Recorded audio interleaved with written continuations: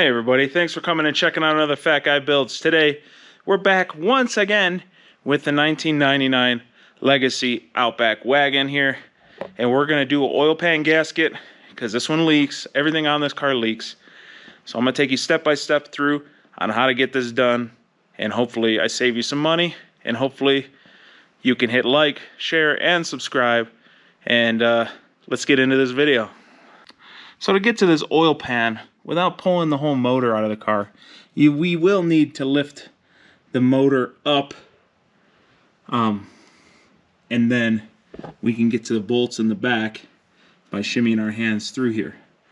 Here's a part number for the oil pan gasket, OS 30656C. This one's a Pro. In order to tilt the motor up without having any issues, you're going to undo the clips on the airbox. That way, the airbox in this piece will tilt and not cause any binding issues. Here are the motor mounts. You got one on each side, one here, and you can see it's a very tight fit. So to make my life less aggravating, we're just gonna take off the header part. So it's these bolts over here, these bolts over here, and then these bolts right here at the coupling. And then we'll just put new gaskets and call it a day. To put the exhaust back on, you're gonna need one of these 2-bolt flange ones and two of these mask ones with the 2 eyeballs looking like a little cat. You need 2 of those. That part number is 00646600, and then this one is 13107-800. Use a 17mm socket and grab a drain pan of some sort and remove the oil drain plug right here. Drain the oil into your drain pan, wait for it to stop dripping. Put the plug in now that it's done dripping.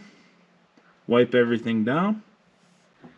There's an O2 sensor here, so you're gonna reach up and unplug that clip right there, and then the O2 sensor will just come out with the pipe. Use 2 14mm wrenches here, or socket, or whatever you can get in here to remove this bolt here. You need 2 of them, because if you don't, one side will spin when you try to take the other side off. I'm having an insanely hard time getting these bolts out, so I'm just going to hack it off and buy 2 new bolts and 2 new nuts. Use a 14mm and remove the nuts that hold the header to each head. Use a 14mm to remove the motor mount nut on both sides.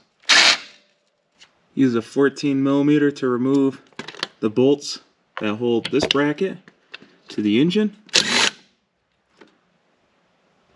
You need to jack up the car from both sides in order to lift it high enough to get the 14mm on the other side. There's a casting just like this on the other side with a 14mm.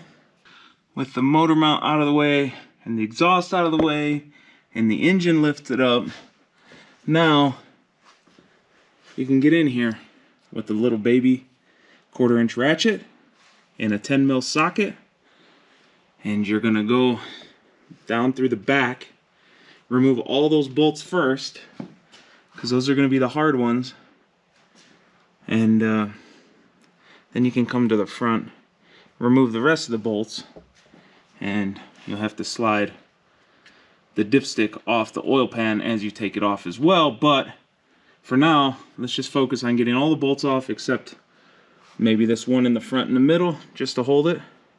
To get the pickup tube to clear the oil pan, you need to tilt one side up, and then the oil pan will sort of shimmy out. Now's a good time to clean all that mess. This is where the pickup gets caught when you're trying to pull it out here. So you gotta tilt it hard, and then this will slide out one side or the other. Now take your part scraper, clean the oil pan off, clean the outside, clean the inside, and then we can prep it to put it back on. Put on a little O-ringy thing that goes back here, and then pull out this gasket, and we're going to put a super thin layer of right stuff on both sides, and then attach it to this, and then make sure everything's clean on the block, put it back.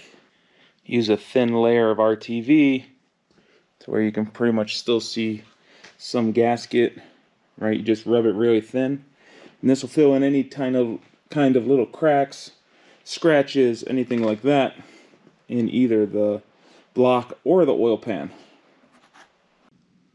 So you have the gasket on, the right orientation.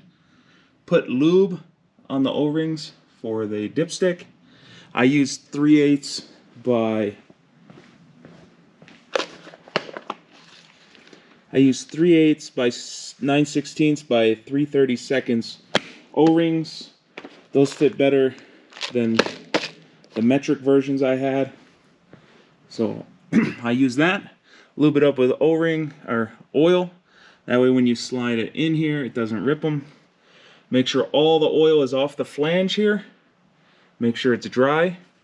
And then we'll set the oil pan on, and we'll start all the bolts in by hand, and then tighten them down starting in the back.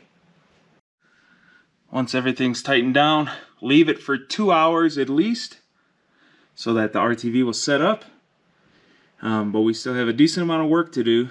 We gotta put the motor mounts back, set the motor back down on the chassis. After torquing the motor mount to the block and letting the engine back down on the subframe, go ahead and tighten up the nut on the bottom here to secure the engine to the subframe. Get your exhaust all tightened back down. Do not forget to plug in your O2 sensor wire. That's right over there. Thanks for coming and checking out the Fat Guy Builds, everyone.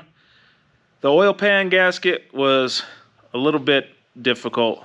If you don't have 2 3-ton jacks, if you don't have a lift or something, then just pay somebody for this one, because even with the lift and the spin jacks, I had sort of aggravation with it. So if you're new to this, just pay. It's all right. Check me out on Instagram, like, share, subscribe. Till next time, wrench on.